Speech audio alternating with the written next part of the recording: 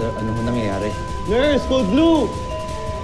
Dok, ano ho nangyayari, Dok? Sir, sorry, kailangan po natin chest compression. Sir, paladi po niya, Pete. Yes, sir. Mahal. Happy given? Yes, Doc. Rhythm check. Isa pa. Happy ready. Gising ka. Nakaya mo yan. Essie. Mahal ko. Mahal ko lumabang ka. Deputy Jen. Rhythm check. Papa ball pulse. Return of spontaneous circulation. Bumalik na po yung heart rate niya, sir. Salamat po. Salamat po. Mahal. Salamat, mahal.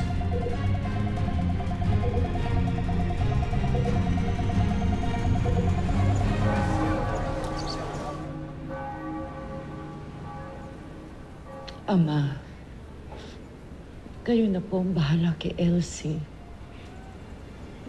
Opo. Pero, sana po iligtas niyo si Elsie kasi kawawa naman po si Lolo. Protektahan niyo po ng inyong banal na dugo si Elsie, Ama. At bigyan niyo po ng lakas ang lahat ng taong nag-aalala sa kanya at nagmamahal. Oo nga, Lord. Kasi, sa kasal talaga nila nangyari yun. Ano ka ba naman, Jezebel? Umayos ka nga. Ate, di ba, ganun naman talaga. Sabi nila parang dapat kinakausap mo lang siya.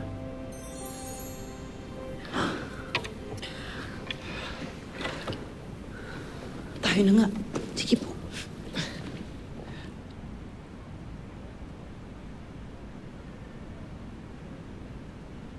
Ano ba yan? Pati simbahan hindi ginalang.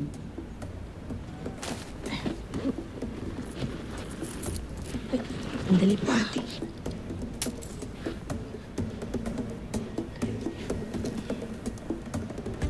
Tayo na. Ate.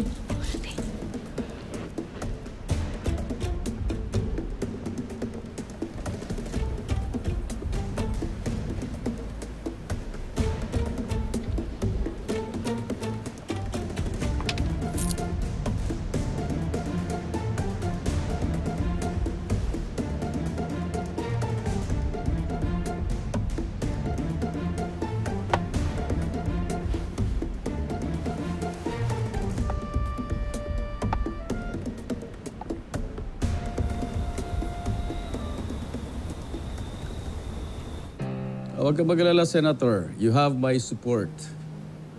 Okay na ba yung 100 million pesos? Papadala ko kaagad sa'yo. Shoot!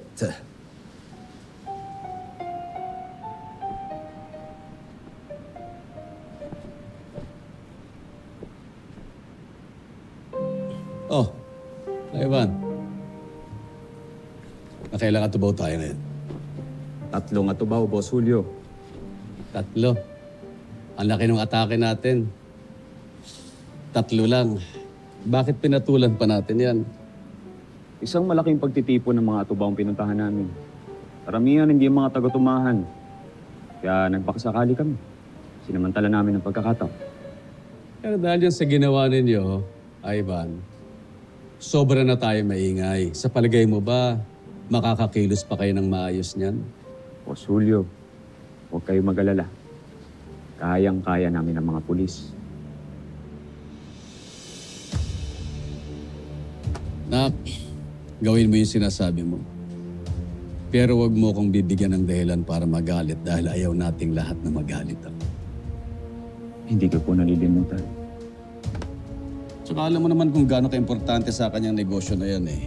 Mas mahalaga pa yan kaysa dun sa minahan ko at sa lahat ng pinagkakakitaan ko. Bilyon-bilyon ang balik sa akin ng pasugalan na negosyo ngayon gamit ang mga atubaw. Kaya siguro naman, hindi mo hahayaan na bumagsak ang negosyo ko ng ganun-ganun na lang, di ba, anak? Hindi po. Tama. At saka habang hindi pa nagsasawa yung ating mga parokyano dun sa mga atubaw na mayroon tayo, bigyan mo naman sila ng bago. Katulad halimbawa nitong bangkel na yan. Wala ba siya dun sa kasalan? Yung bangkil na yan, bigla-biglang sumusulpot po kapag may tao o tubaw na nangangailangan ng tulong. Hindi nga ginawa ngayon eh. Pero Boss Julio, huwag po kayo mag-alala. Hahanapin ko yung bangkil mo. Sir, nakita ko po si Bangkil. Nakikipaglaban. Ang galing nga po eh.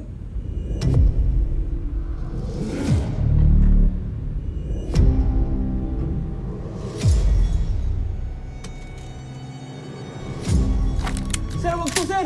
Sir, wag po! Sir!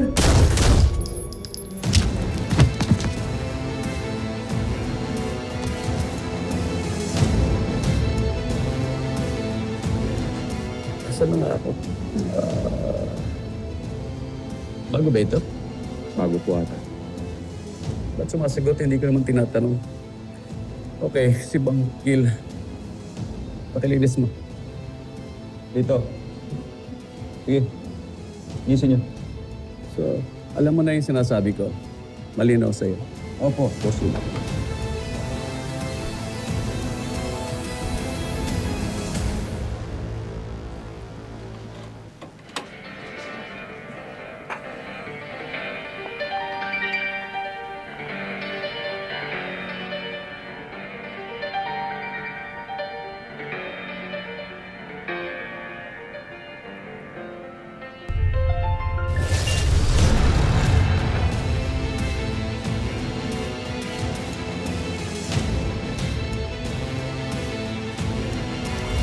Meron ho bang gamot na nagmula po sa Isla Pangil na pwede ho natin gamitin para kay Elsie?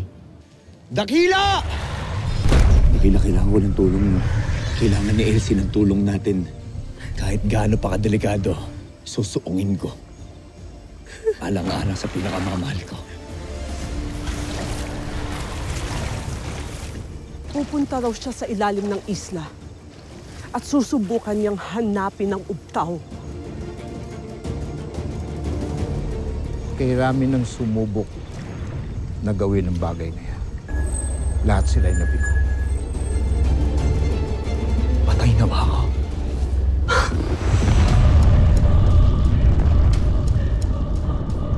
Nananaginip ba ako? Apong Ayo ang aking ngalan. Apong Ayo? Ang nais mong ubtaw. Hindi ba? Ito'y sinsay na kahilingan. Pero handa kitang pagbigyan. Ngunit iyong ipangako na walang sino mang dadampi sa yaman nating ubtaw. Dahil dito magsisimula ang bagsik ng kapalaran.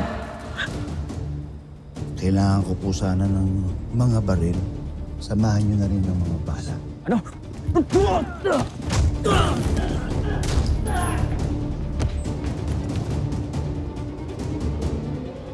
Ang pagkamit sa nais ay may kapalit. Hindi ko pa kaya mawala ka. Huwag mo ko iwan. Ngayon, tatanungin kita muli. Maipapangako mo bang iingatan at maibabalik ang ubtaw?